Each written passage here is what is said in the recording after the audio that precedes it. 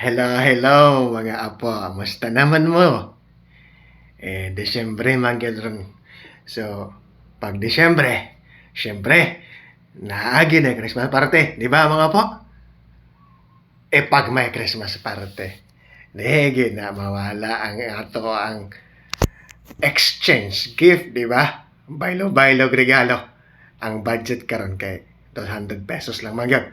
Kay gamay raman kay ng pensyon sa mga retirado, mga senior, di ba?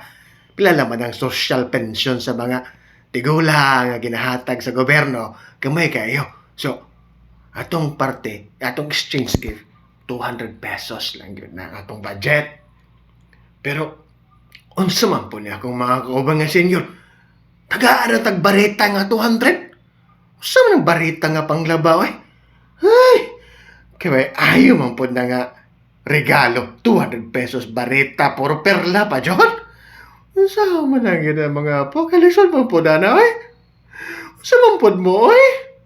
Dugangi man po na ninyo og down ni ba? Ay.